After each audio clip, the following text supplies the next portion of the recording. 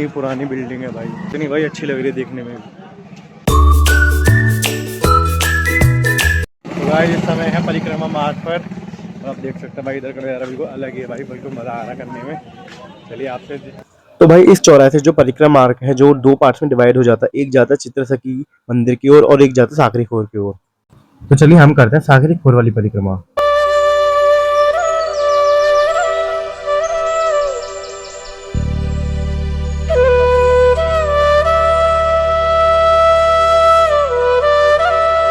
भी हैं हम राधा रानी की परिक्रमा रास्ते पे।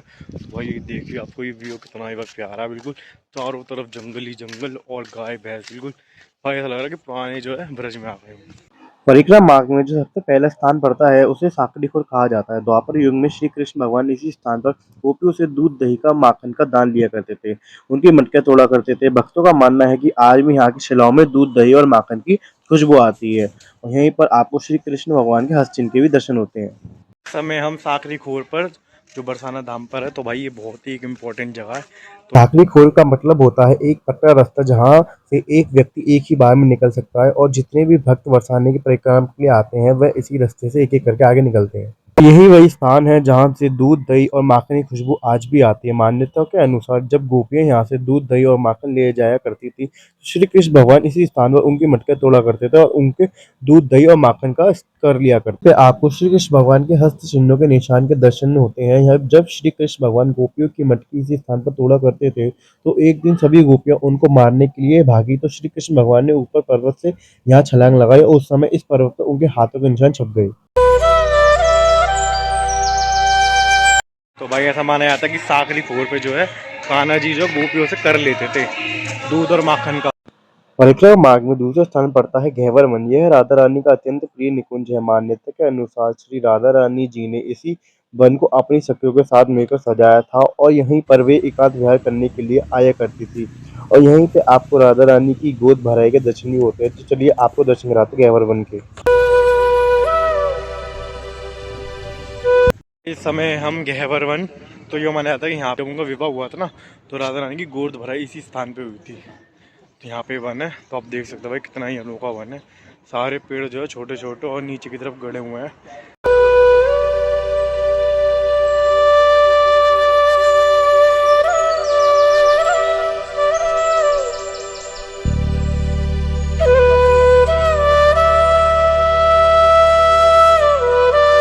तो परिक्रमा मार्ग में जो तीसरा स्थान पड़ता है उसे कहते हैं घेवर सरोवर। इसी को राधा सरोवर भी कहा जाता है। एक बार श्री राधा रानी अपनी सखियों के साथ और भगवान कृष्ण के साथ इसी सरोवर में भ्रमण कर रही थी तो राधा रानी जी को प्यास लगी, तो पास में जल न होने की वजह से कृष्ण भगवान ने अपनी वंशित द्वारा इस कुंड को प्रकट किया।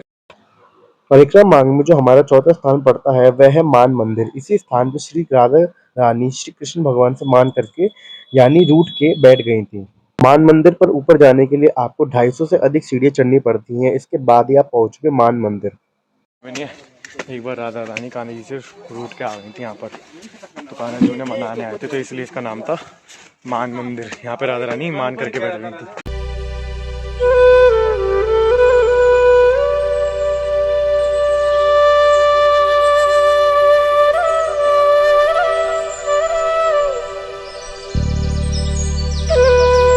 तो भाई बहुत ज़्यादा थक चुके हैं। इधर भाई इतनी ज़्यादा सीढ़ियाँ हैं मंदिर पर चढ़ने के लिए, सांस फूलने लगी है। तो भाई फाइनली हम मंदिर में पहुंच जाते हैं। तो यार मंदिर तो काफ़ी ऊंची पे होता है और यहाँ से व्यू भी एकदम बहुत ही ज़्यादा अच्छा व्यू होता है। मैं आपको अभी दिखाता हूँ व्यू यहाँ का। गाइस हम कितने ऊपर हैं, हमने वहाँ से हम चढ़ रहे थे सीढ़ी, अब हम यहाँ पहुँचे हैं भाई और यहाँ का भाई व्यू देखो भाई कितना अच्छा व्यू है।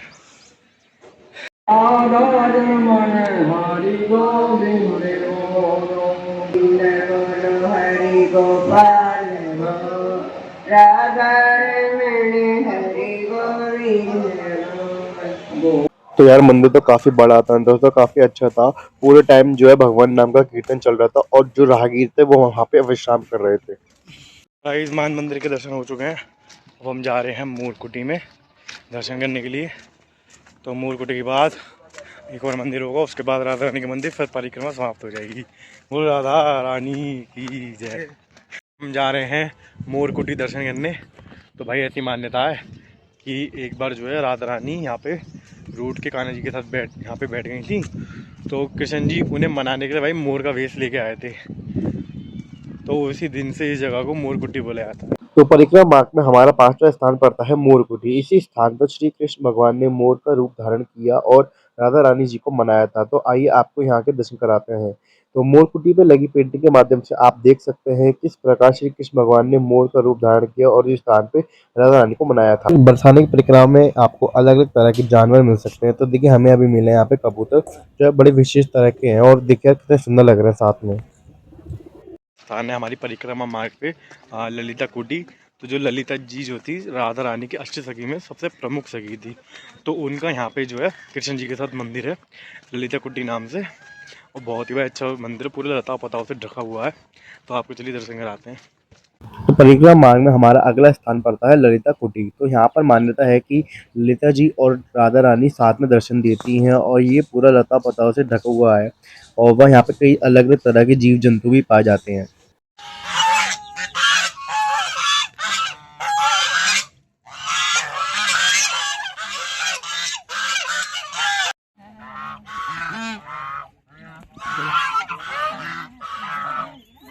ये दानगढ़ में ये मान्यता है कि यहाँ पे जो है कृष्ण जी चूड़ी बेचने आए थे राधा रानी के लिए।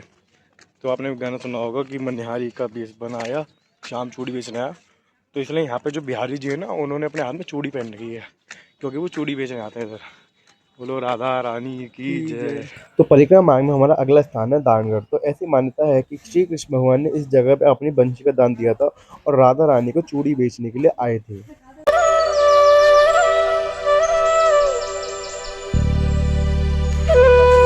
तो यहाँ परिक्रमा मार्ग में एक दूसरा मार्ग भी है जो सीधा मान मंदिर को कुशल बिहारी मंदिर से जोड़ता है और कुशल बिहारी मंदिर से आप बाकी जगह के दर्शन कर सकते हैं। तो यार ये जो है रास्ता जो है बड़ा ही सुंदर है क्योंकि यहाँ पे जो है आपको दूर दूर तक पहाड़ियाँ और जंगल दिखते हैं और मंदिर दिखते हैं। सामने सामने सीधा आपको कुशल बिहारी मंदिर दिखेगा और अब देख सकते हैं कि हमारी दोनों ओर जो है खाई है और बीच का रास्ता है बस।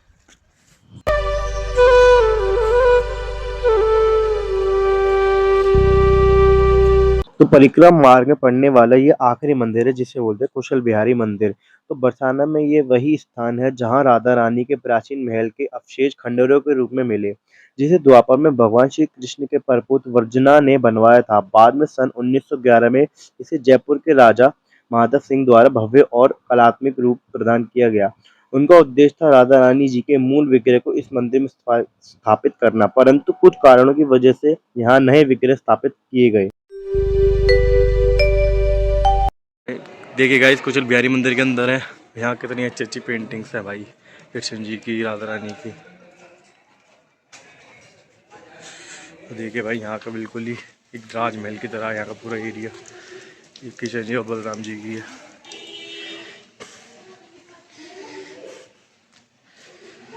देखिए राधा रानी की और कृष्ण जी की। अब जा रहे हैं राधा रानी के दर्शन करने। तो हमारी परिक्रमा समाप्त हो चुकी है, मतलब राधा रानी के लास्ट में दर्शन करके परिक्रमा समाप्त हो जाती है। तो बस दर्शन करके अपनी परिक्रमा को विराम देकर चलते हैं फिर वापस।